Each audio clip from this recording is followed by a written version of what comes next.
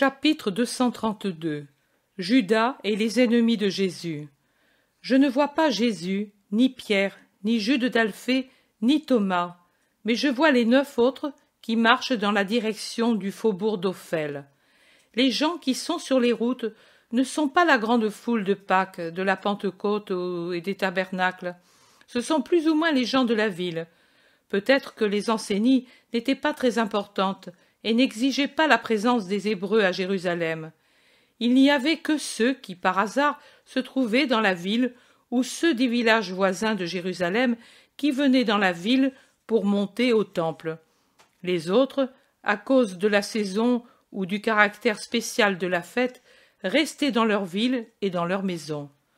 Pourtant, beaucoup de disciples qui, par amour du Seigneur, ont quitté maison et parents, intérêts et travaux, sont à Jérusalem et ils se sont unis aux apôtres. Je ne vois cependant pas Isaac, ni Abel, ni Philippe, ni non plus Nicolaï, qui est allé accompagner Sabéa à Héra. Ils parlent entre eux familièrement, racontant et écoutant tous les faits qui se sont produits pendant le temps où ils ont été séparés. On dirait pourtant qu'ils ont déjà vu le Maître, peut-être au temple, car ils ne s'étonnent pas de son absence. Ils marchent lentement, et de temps à autre, ils s'arrêtent, comme pour attendre, regardant en avant et en arrière, regardant par les chemins qui descendent de Sion sur cette route qui conduit vers les portes méridionales de la ville. Iscariote est presque en arrière de tous les autres, et il fait l'orateur dans un groupe de disciples pleins de bonne volonté plutôt que de science. Par 2 fois, il est appelé nommément par certains juifs qui suivent le groupe, sans pourtant s'y mêler. Je ne sais quelles sont leurs intentions ou de quoi ils sont chargés. Et par 2 fois, l'Iscariote hausse les épaules sans même se retourner, mais la 3e fois, il est obligé de le faire, car un juif quitte son groupe, traverse d'autorité celui des disciples, prend Judas par la manche et l'oblige à s'arrêter en lui disant « Viens ici un moment, car nous devons te parler. » « Je n'ai pas le temps, et je ne peux pas, » répond l'Iscariote d'un air tranchant. André, qui est le plus près de lui dit « Va, va, nous t'attendons, car tant que nous ne voyons pas Thomas, nous ne pouvons sortir de la ville. »« C'est bon, allez en avant, je viendrai bientôt, » dit Judas sans aucune bonne volonté visible de faire ce qu'il doit faire. Resté seul, il dit à celui qui l'importune « Eh bien, que veux-tu? Que voulez-vous? Vous n'avez pas encore fini de m'ennuyer. »« Oh, oh, quels airs tu te donnes! Pourtant, quand nous t'appelions pour te donner de l'argent, tu ne trouvais pas que nous t'ennuyions. Tu es orgueilleux, homme, mais il y a quelqu'un qui peut te rendre humble. Souviens-t'en. Je suis un homme libre et... Non, tu n'es pas libre. Libre est celui que d'aucune manière nous ne pouvons rendre esclave, et tu en connais le nom. Toi, tu es esclave de tout et de tous, et tout d'abord de ton orgueil.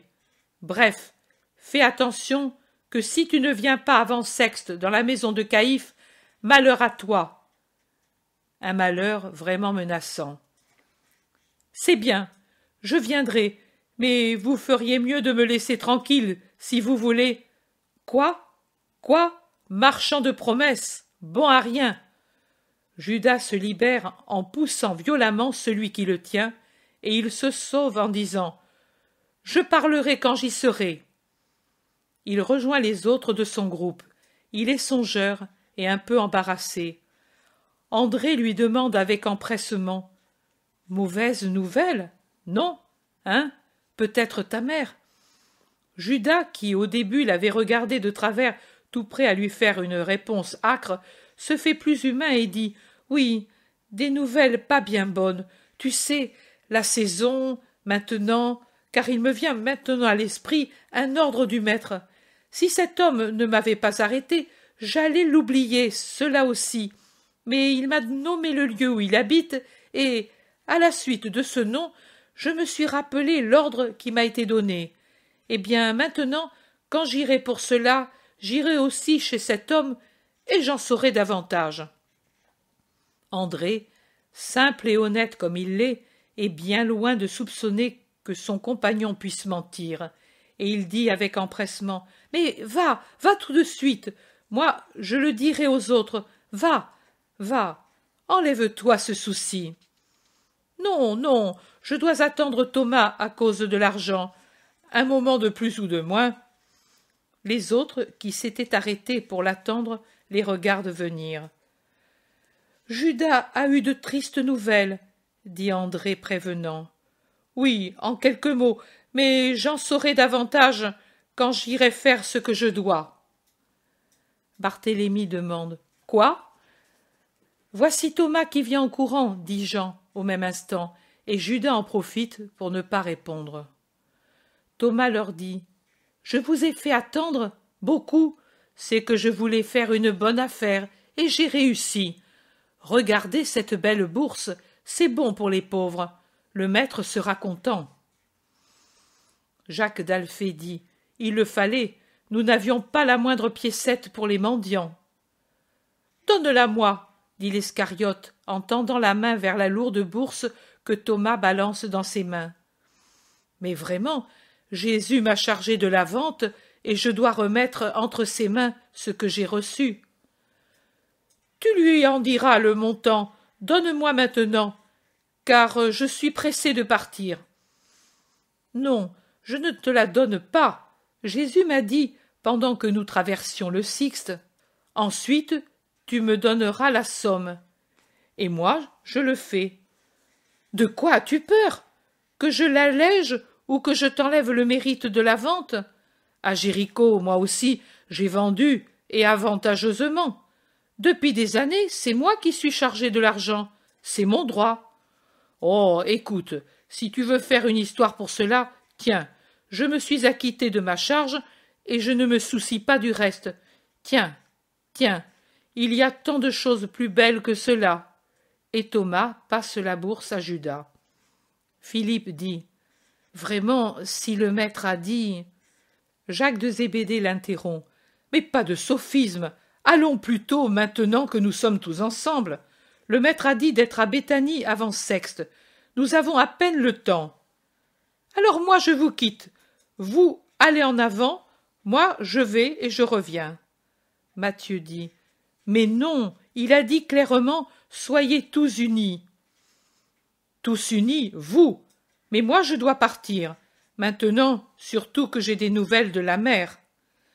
Jean conciliant dit « La chose peut aussi s'interpréter ainsi, si lui a eu des ordres que nous ne connaissons pas. » Les autres, sauf André et Thomas, semblent peu portés à le laisser aller, mais ils finissent par dire « Eh bien va, mais fais vite et sois prudent. » Et Judas s'enfuit par une ruelle qui mène sur la colline de Sillon, pendant que les autres reprennent leur marche. « Cependant, ce n'est pas juste, » dit Simon le Zélote, après quelque temps. « Nous n'avons pas bien agi. Le maître avait dit « Restez toujours ensemble et soyez bons. » Nous avons désobéi au maître. J'en suis tourmenté. Matthieu lui répond « Je le pensais, moi aussi. » Les apôtres sont tous en groupe depuis qu'ils ont dû décider de ce qu'ils devaient faire. J'ai remarqué que les disciples s'écartent toujours avec respect quand les apôtres se réunissent pour discuter. Barthélemy dit « Faisons ainsi. Congédions ceux qui nous suivent dès maintenant, sans attendre d'être sur la route de Béthanie. Et puis, divisons-nous en 2 groupes et restons à attendre Judas, les uns sur la voie basse, les autres sur la voie haute. Les plus agiles sur la voie basse, les autres sur la voie haute. Même si le maître nous précède, il nous verra arriver ensemble, car un groupe attendra l'autre hors de Béthanie. » La chose est décidée. Ils congédient les disciples, et puis ils vont tous ensemble jusqu'à l'endroit d'où on peut tourner vers le Gethsémani et prendre la voie haute sur le mont des Oliviers, et d'autre part, en côtoyant le Cédron, on prend la voie basse pour Béthanie et Jéricho. Pendant ce temps, Judas s'enfuit en courant, comme si on le poursuivait. Il continue pendant quelque temps à monter la rue étroite qui mène vers le sommet de Sillon en direction du couchant. Puis il tourne par une petite rue encore plus étroite, presque une ruelle, qui, au lieu de monter, descend vers le midi. Il est soupçonneux, il court, et de temps en temps il se retourne comme effrayé. Il craint visiblement d'être suivi. La ruelle tortueuse qui suit les détours des maisons placées en désordre s'ouvre maintenant sur une campagne étendue. Il y a une colline au-delà de la vallée qui, au-delà des murs, une colline basse couverte d'oliviers, au-delà de l'aride pierraille de la vallée de Hinnon. Judas court maintenant rapidement, en traversant les haies qui bordent les jardins des dernières maisons, contre les murs, les pauvres maisons des pauvres de Jérusalem, et pour sortir de la ville, il ne prend pas la porte de Sillon qui est tout près, mais il monte en courant vers une autre porte un peu à l'ouest. Il est hors de la ville. Il trotte comme un poulain pour faire vite. Il passe, comme le vent, près d'un aqueduc, puis sourd à leurs lamentations, près des tristes grottes des lépreux de Hinnon. Il est clair qu'il cherche les endroits que fuient les autres. Il va directement vers la colline couverte d'oliviers, solitaire au sud de la ville. Il pousse un soupir de soulagement quand il est sur ses pentes et il ralentit sa marche. Il rajuste son couvre-chef, sa ceinture, son vêtement qu'il avait relevé, regarde en se protégeant du soleil, car il l'a dans les yeux, vers l'Orient, vers l'endroit où se trouve la route basse qui conduit à Béthanie et Jéricho. Mais il ne voit rien qui le trouble. Au contraire, un coin de la colline le sépare de cette route. Il sourit. Il se met à monter lentement pour faire passer son essoufflement sur la colline. Entre-temps, il réfléchit. Plus il réfléchit, plus il devient sombre. Certainement, il monologue en lui-même, mais en silence. À un certain point, il s'arrête, enlève la bourse de son sein, la regarde, puis la remet dans son sein, après en avoir divisé le contenu, en mettant une partie dans sa bourse, peut-être pour que soit moins visible le volume qu'il a caché dans son sein. Il y a une maison au milieu des oliviers, une belle maison, la plus belle de la colline, car les autres maisons qui sont éparses sur les pentes, dépendances de la belle maison ou séparées, sont bien humbles. Il y arrive par une sorte de chemin ensablé qui traverse les oliviers bien alignés. Il frappe à la porte, se fait reconnaître, il entre. Il va avec assurance au-delà de l'atrium dans une cour carrée qui a de nombreuses portes sur ses côtés. Il ouvre l'une d'elles. Il entre dans une vaste pièce où se trouvent diverses personnes, parmi lesquelles je reconnais le visage sournois et haineux de Caïphe, celui ultra-pharisien d'Helcias, celui de fouine du saint-nédriste Félix, avec le visage de vipère de Simon. Plus loin se trouve Doras, fils de Doras, dont les traits rappellent de plus en plus ceux de son père, et avec lui Cornélius et Tolmaï.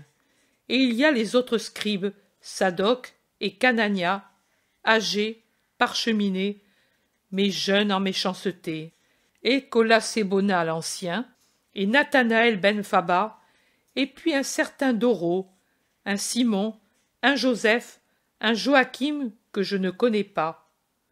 Caïphe dit les noms, moi je les écris. Lui termine, rassemblés ici pour te juger.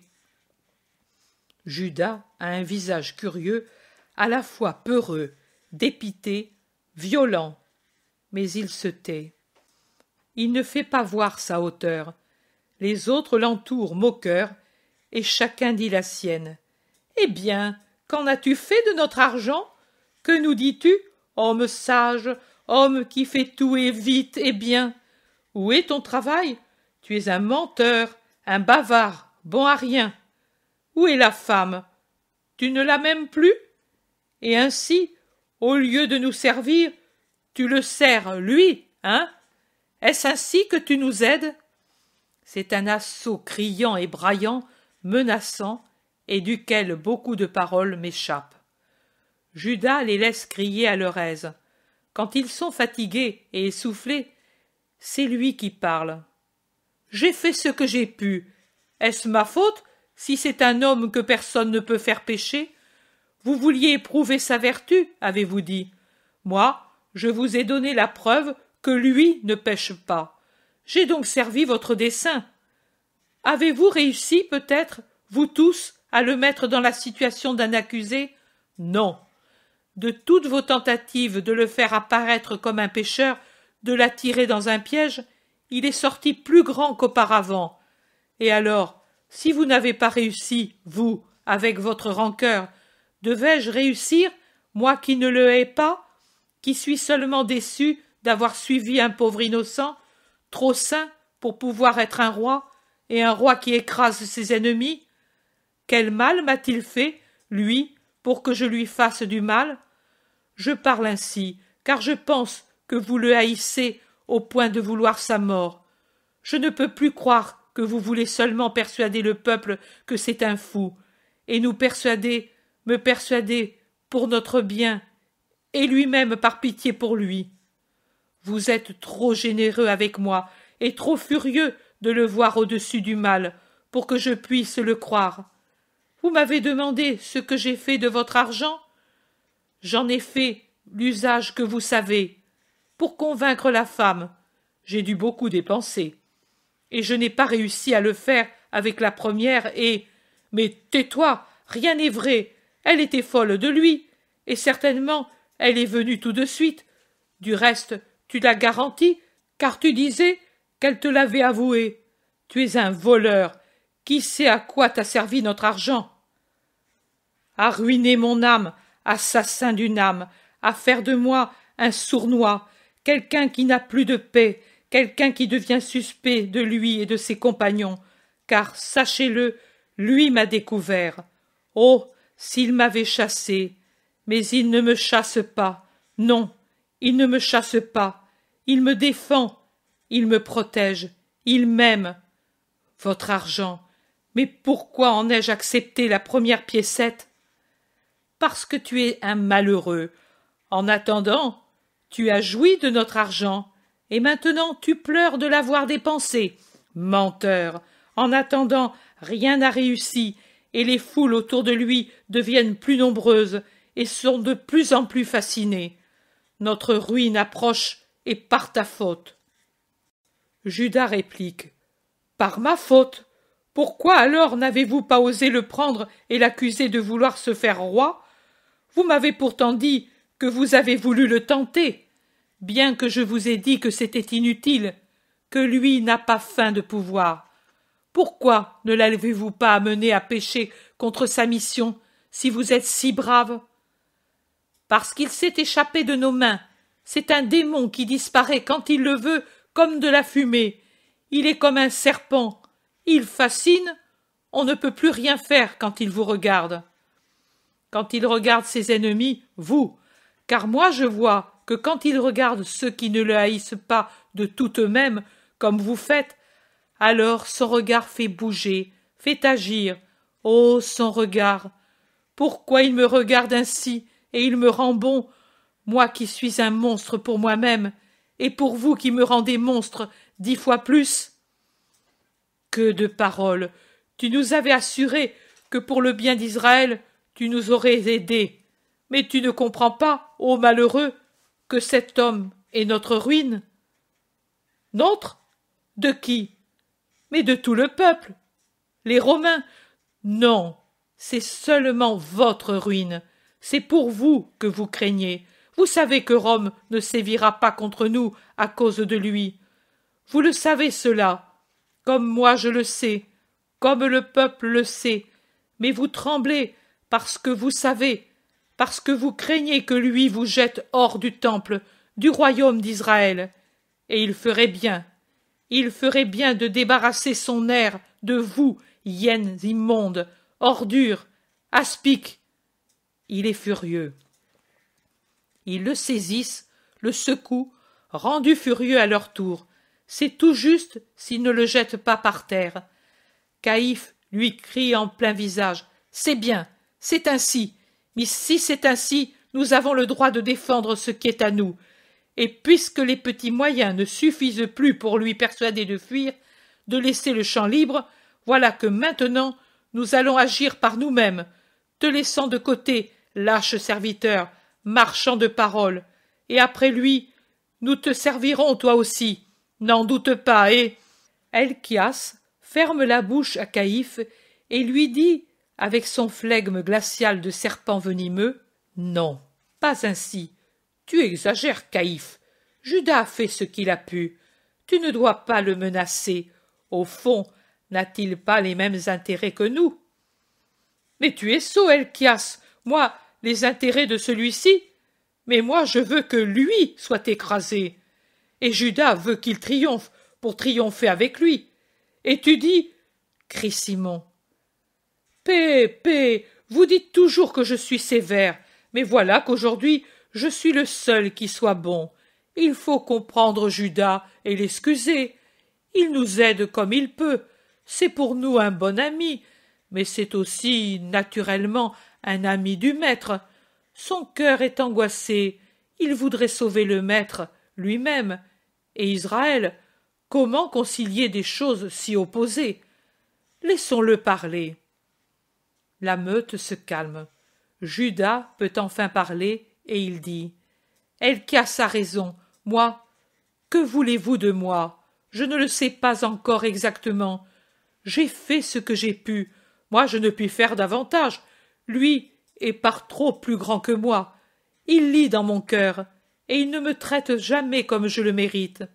Moi, je suis un pécheur, et lui le sait, et il m'absout.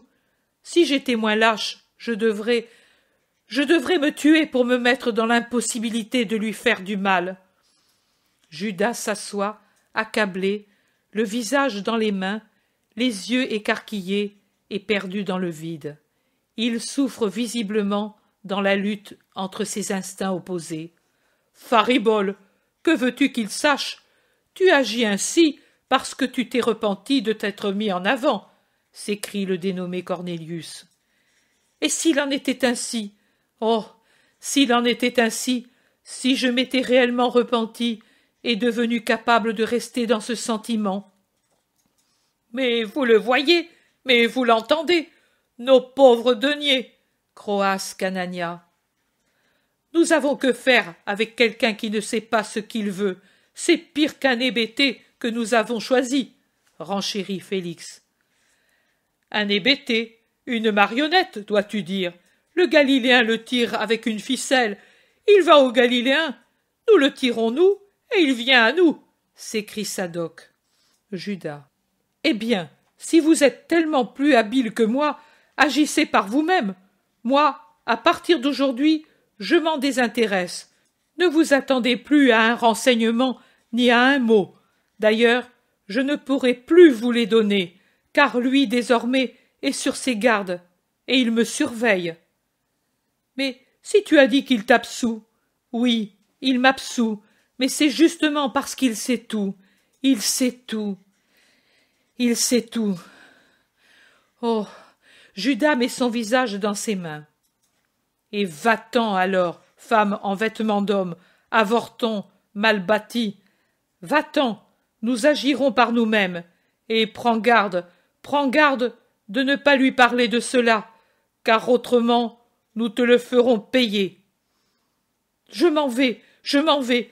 Si seulement je n'étais pas venu. Pourtant, rappelez-vous ce que je vous ai déjà dit. Lui a rencontré ton père, Simon, ton beau-frère, Helkias.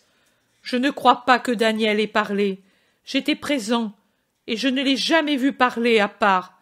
Mais ton père, il n'a pas parlé, d'après ce que disent mes condisciples. Il n'a même pas révélé ton nom. Il s'est borné à dire que son fils l'a chassé parce qu'il aimait le maître et qu'il n'approuvait pas ta conduite.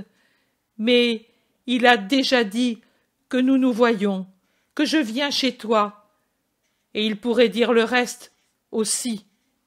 Tekua n'est pas au bout du monde. Ne dites pas ensuite que moi j'ai parlé, quand il y en a trop déjà qui connaissent vos projets. » « Mon père ne parlera plus jamais. Il est mort, dit lentement Simon. Mort? Tu l'as tué? Horreur! Pourquoi t'ai-je dit où il était? Moi, je n'ai tué personne. Je n'ai pas bougé de Jérusalem. Il y a tant de manières de mourir. Tu es étonné qu'un vieillard, et un vieillard qui s'en va exiger de l'argent, soit tué? Du reste, c'est sa faute. S'il était resté tranquille, s'il n'avait pas eu des yeux et des oreilles et une langue pour voir, écouter et faire des reproches, il serait encore honoré et servi dans la maison de son fils, dit Simon avec une lenteur exaspérante. Judas s'exclame. En somme, tu l'as fait tuer, parricide! Tu es fou. Le vieux a été frappé, il est tombé, sa tête a heurté, il est mort. Un accident, un simple accident. Cela a été mauvais pour lui d'exiger de l'argent d'un malandrin. Je te connais, Simon, et je ne puis croire. Tu es un assassin. Judas en est tout interdit. L'autre lui rit au nez en répétant « Et toi, tu délires, tu vois un crime où il n'y a qu'un malheur. Je l'ai appris seulement avant-hier et j'ai pris des mesures pour tirer vengeance et lui rendre honneur. Mais si j'ai pu honorer le cadavre, je n'ai pas pu prendre l'assassin. Quelque voleur, certainement, descendu de l'Adomain pour étaler sur les marchés le produit de ses vols. Qui peut maintenant le prendre? Je ne crois pas, je ne crois pas. Je pars, laissez-moi aller. Vous êtes pire que des chacals. Je pars. Et il ramasse son manteau, qui était tombé, et il va sortir. Mais Canania le saisit de sa main de rapace. Et la femme? Où est la femme? Qu'a-t-elle dit? Qu'a-t-elle fait? Tu le sais? Je ne sais rien. Laissez-moi partir. Tu mens. Tu es un menteur, crie Canania. Je ne le sais pas, je le jure. Elle est venue, cela est certain, mais personne ne l'a vue. Ni moi, qui ai dû partir de suite avec le rabbi, ni mes compagnons. Je les ai habilement interrogés. J'ai vu les bijoux brisés qu'Élise a apportés dans la cuisine, et je ne sais rien d'autre. Je le jure, par l'autel et le tabernacle. Et qui peut te croire? Tu es un lâche. Comme tu trahis ton maître, tu peux nous trahir nous aussi. Mais attention à toi. Je ne trahis pas. Je le jure, par le temple de Dieu. Tu es un parjure. Ton visage le dit. C'est lui que tu sers, et pas nous. Non, je le jure sur le nom de Dieu. Dis-le, si tu l'oses, pour confirmer ton serment. Je le jure sur Yahvé. Et il prend un teint terreux en prononçant ainsi le nom de Dieu. Il tremble, il balbutie, il ne sait même plus le dire comme on le prononce d'ordinaire. Il semble dire un Yahvé très traîné, je dirais terminé en aspiration. Je le reconstituerai ainsi, Yahvé. En somme, sa prononciation est étrange. Un silence effrayant, dirais-je, règne dans la pièce. Ils se sont même écartés de Judas. Mais ensuite, Doras et un autre disent « Répète le même serment pour confirmer que tu ne serviras que nous. » Ah non, maudit, cela non. Je vous jure que je ne vous ai pas trahi et que je ne vous dénoncerai pas au maître. Et déjà, je fais un péché. Mais mon avenir, je ne le lie pas à vous qui demain, au nom de mon serment, pourriez m'imposer n'importe quoi, même un crime. Non, dénoncez-moi au Sanhédrin comme sacrilège. Dénoncez-moi comme assassin aux Romains. Je ne me défendrai pas. Je me ferai tuer. Et ce sera une bonne chose pour moi. Mais moi, je ne jure plus. Et il se dégage par des efforts violents de celui qui le tient, et il s'enfuit en criant « Sachez pourtant que Rome vous surveille, que Rome aime le maître !» Une sortie retentissante qui fait résonner la maison, indique que Judas est sorti de ce repaire de l'eau. Ils se regardent en face. La rage et peut-être la peur les rend livides, et ne pouvant passer leur colère et leur peur sur personne, ils se disputent entre eux. Chacun cherche à faire endosser à l'autre la responsabilité des démarches qui ont été faites et des conséquences qu'elles peuvent avoir. Les uns reprochent une chose, les autres une autre. Les uns pour le passé, les autres pour l'avenir. Certains crient « Tu as voulu séduire Judas !» D'autres « Vous avez mal fait de le maltraiter, vous vous êtes découvert !» Certains proposent « Courons-lui après avec de l'argent, avec des excuses. »« Ah, cela, non !» crie Helcias, qui reçoit le plus de reproches. « Laissez-moi faire, et vous devrez me dire que je suis sage. Judas, quand il n'aura plus d'argent, se fera doux, oh, doux comme un agneau, et il rit comme un serpent. Il tiendra bon aujourd'hui, demain, peut-être un mois, mais ensuite, il est trop vicieux pour pouvoir vivre dans la pauvreté que lui donne le rabbi, et il viendra à nous. Ha ha! Laissez-moi faire, moi je sais. Oui, mais en attendant, tu as entendu? Les Romains nous épient. Les Romains l'aiment, et c'est vrai. Ce matin même, et hier et avant-hier, il y en avait pour l'attendre dans l'atrium des païens. Les femmes de l'Antonia y sont toujours. Elles viennent jusque de Césarée pour l'entendre. Des caprices de femmes, je ne m'en préoccupe pas. L'homme est beau et il parle bien. Elles sont folles des bavards démagogues et des philosophes. Pour elles, le Galiléen est l'un d'eux, rien de plus, et il leur sert pour se distraire dans leurs loisirs. Il faut de la patience pour réussir, de la patience et de la ruse, et du courage aussi. Mais vous n'en avez pas, et vous voulez agir, mais sans paraître. Moi, je vous l'ai dit ce que je ferai, mais vous ne voulez pas. Caïphe l'interrompt. Moi je crains le peuple, il l'aime trop. Amour par-ci, amour par-là. Qui le touche? Si nous le chassons, lui, nous serons chassés, nous. Il faut. Un autre. Il ne faut plus laisser échapper l'occasion. Combien nous en avons perdu? À la première qui se présente, il faut faire pression sur ceux qui sont incertains parmi nous, et puis agir aussi avec les Romains. Un autre. C'est vite dit. Mais quand et où avons-nous eu l'occasion de le faire? Lui ne pêche pas, ne cherche pas le pouvoir, ne. Un autre. Si elle n'existe pas, on la crée. Et maintenant, partons. En attendant, demain, nous le surveillerons. Le temple est à nous. Dehors, c'est Rome qui commande. Dehors, il y a le peuple pour le défendre. Mais à l'intérieur du temple,